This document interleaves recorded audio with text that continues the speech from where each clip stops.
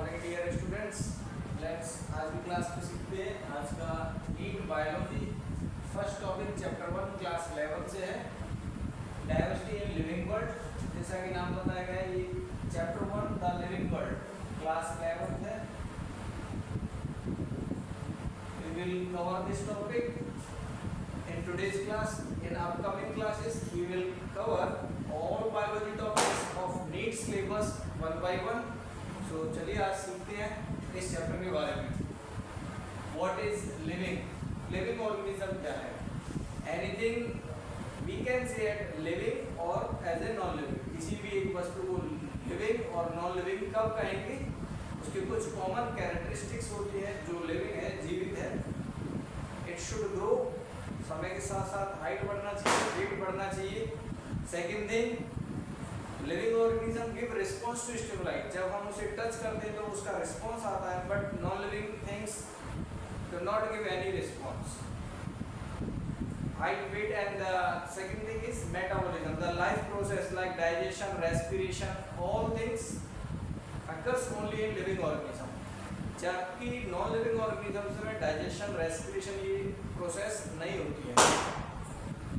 Another thing that is self consciousness. Living organisms are self conscious, they feel hot and cold temperature outside.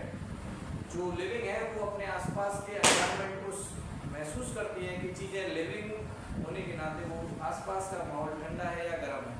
जबकि non living object पर just like a stone, एक बड़ा सा एक पत्थर है, उस पर कोई प्रभाव नहीं पड़ेगा, बाहर बहुत ठंड हो या बहुत ज़्यादा गर्मी हो। जबकि लिविंग ऑर्गेनिजम्स पर बाहर के एनवायरनमेंट का असर होता है। So these are the common characteristics. I hope that you will be able to understand these. So common things are, let's learn one out. Living thing shows the growth, ये growth show करती है। Response to stimuli, response to stimuli, and then through life processes. So these are the main things. Okay, and let's learn about what is biodiversity, why there is a need for classification. आपसे पूछा जाए कि biodiversity क्या है, in a very simple word, biodiversity means bio plus diversity. Living diversity of living organism in this world, there are lots of plant and animal species. इस दुनिया में बहुत सारी, हमारी सोच से भी कई गुना ज़्यादा बहुत सारी प्लांट और एनिमल की स्पीसीज हैं। तो उन सबको समझने के लिए, उनसे मिलने वाले बेनिफिट को जानने के लिए, और कुछ ऐसी स्पीसीज भी हैं जो हार्मफुल हैं। कुछ पॉइजनस इंसेक्ट हैं, पॉइजनस स्नेक हैं, पॉइजनस एनिमल्स हैं, and some are plants which are not useful as compared to other. कुछ प्रजातियां पौधों की जो बहुत ही अच्छी हैं और कुछ हानिकारक भी हैं। So इन बहुत सारी प्रजातियों के बारे में बेनिफिट और हार्मफुल इफेक्ट्स जानने के लिए there is a need of classification. जब हम प्लांट्स और एनिमल की स्पीसीज को क्लासिफाई कर देंगे in different groups, then it is easier for us to take advantages from that. हम आसानी से प्लांट और एनिमल से बेनिफिट ले सकते हैं। Next,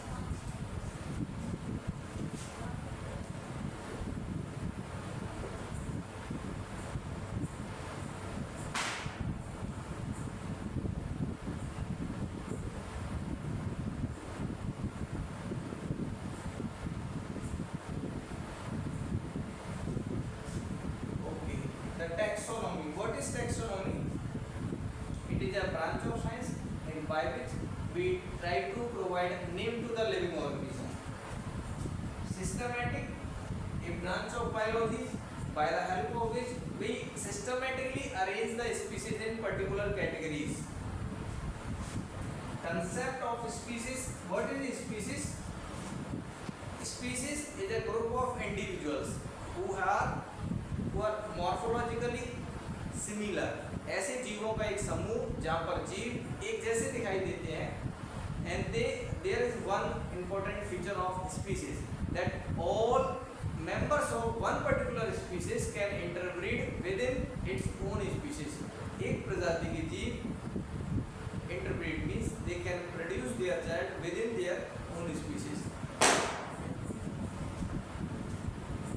taxonomical hierarchy. So we have to erase some of the point to know about the taxonomical hierarchy. पहले आपको ये जानना होगा कि taxonomical hierarchy होती क्या है. Why we need to learn about taxonomical hierarchy. Taxonomical hierarchy. Hierarchy means there is a step by step categorization of a particular living organism. This taxonomical hierarchy tells about one particular organism related to which of the following category. जब हम किसी एक organism का classification करते हैं तो उससे हमें ये पता चलता है कि ये पर्टिकुलर ऑर्गेनिज्म अपने अलावा ये बाकी के किस ऑर्गेनिज्म से जुड़ा हुआ है, उसका क्लासिफिकेशन किस ग्रुप का है और उसके बेनिफिट्स और एडवांटेजेस और उसके फीचर्स किस किस लेवल के हो सकते हैं. These all information can be easily taken out by the help of a taxonomical hierarchy.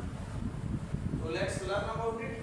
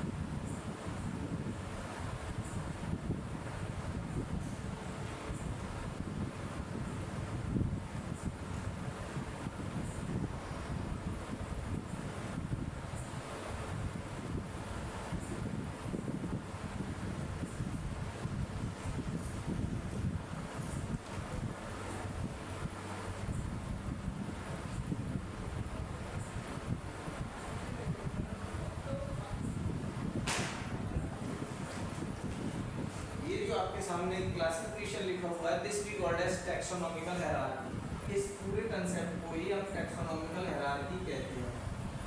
इसमें जो फर्स्ट स्टेप है species, then genus, family, order, class, phylum, division. This phylum word will be used for when we classify animals only. जब हम किसी एक animal का classification करेंगे उस समय हमें फाइलम वर्ड यूज करना है. अगर हम प्लांट का क्लासिफिकेशन कर रहे हैं then at that time we have to use division word, and the last one is kingdom. So species, what is a species? Again it is very simple. A group of those individuals which are related to one particular kind. They are related to one particular category. They all are morphologically similar. ऐसे जीवों का समूह जो देखने में एक जैसे दिखाई देते हैं, एक ही कैटेगरी के हैं और जो एक ही अपनी ही नस्ल के अंदर इंटरब्रीड कर सकते हैं, रिप्रोड्यूस करके न्यू ऑर्गेनिज्म प्रोड्यूस कर सकते हैं. That group of individual we called species.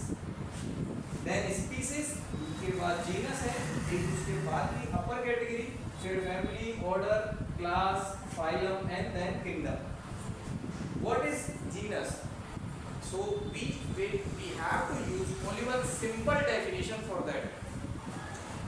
Genus, a group of similar individuals which are related to same species. Family, a group of similar organisms which are related to same genus. Order, it is a category of classification which include group of similar family organism. Then class, it is a category of classification which include group of similar order. ऐसे जीव जो एक ही order में आते हैं वो मिलकर के एक क्लास बनाते हैं. Then phylum, this word phylum is higher category of classification which include only the same kind of organism which are included in one class. Then kingdom, you all know that according to R.H. Whittaker, all organisms of this world are divided in 5 categories, and that are Monera, Protista, Fungi, Plantae and Animalia. Monera, Protista, Fungi, Plantae and Animalia. These are the 5 kingdoms in which all different kinds of plants, animal species are included.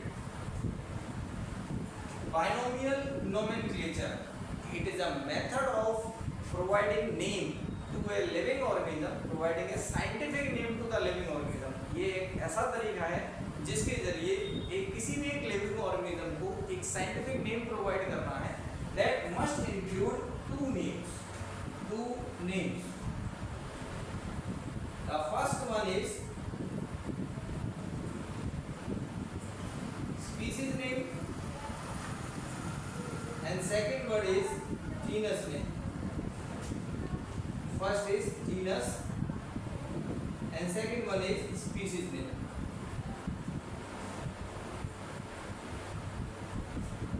Okay, now let's learn about the few examples.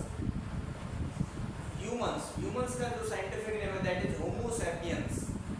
I want to erase some, so look at here.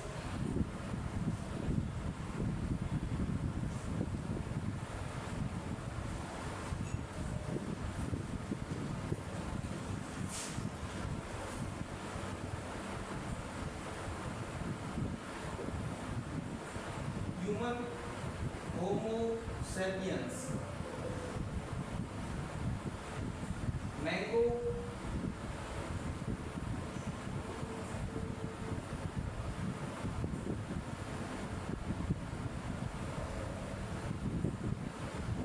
Mangifera indica.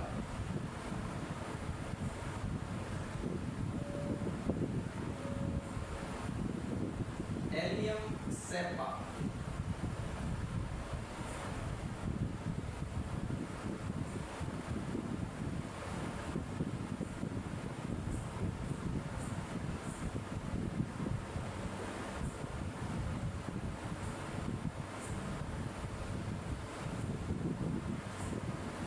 ये इस तरीके से बहुत सारे name हो सकते हैं.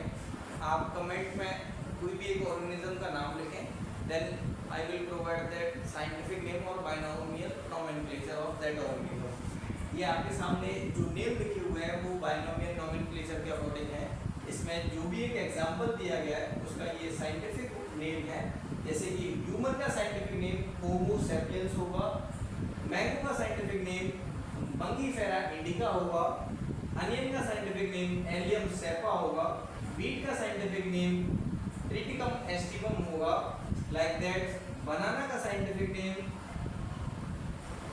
मूसा मूसा होगा, लाइक जैसे रेट है रेटस रेटस, कोबरा है नाजा नाजा, बफेलो है बॉस बुवालिस, काउ है बॉस इंडिकस, हनी बी है एपिस इंडिका और दैट इज एपिस मेलिफेरा में. तो कई सारी स्पीसीज होती हैं.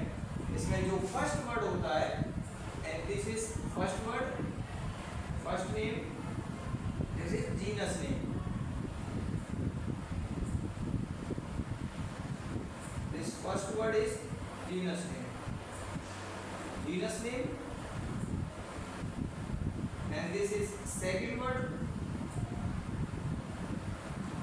और ये स्पीशीज नेम है.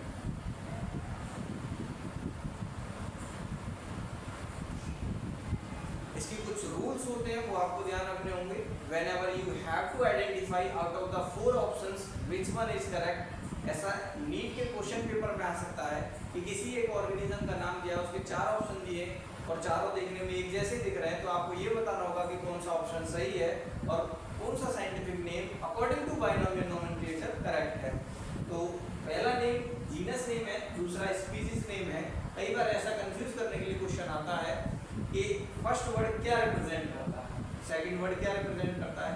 वहाँ पर जीनस और स्पीशीज वर्ड ना देते हुए कई बार क्लास, ऑर्डर या फैमिली वर्ड भी दिया होता है. तो आप ध्यान रखें, आपको हमेशा ये ध्यान रखना है कि फर्स्ट वर्ड जीनस वर्ड है और सेकंड वर्ड स्पीशीज वर्ड होता है.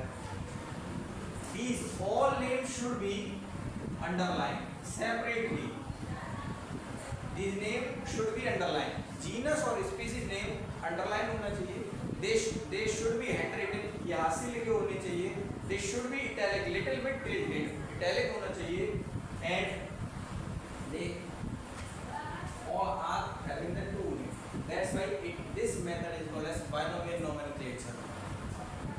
So thank you for this video. Watching this video, and I will prepare more videos related to the NEET biology syllabus. You have to continuously watch these videos. आपको जहाँ पर भी कोई problem आती है, अगर आप कुछ और टॉपिक भी प्रिपेयर करें तो उसके आप क्वेश्चंस वीडियो के कमेंट में भेजें। I will be happy to see your comments. ध्यान से सुने, जो भी कोई डाउट है, क्वेरीज है, आप फ्रीली आस्क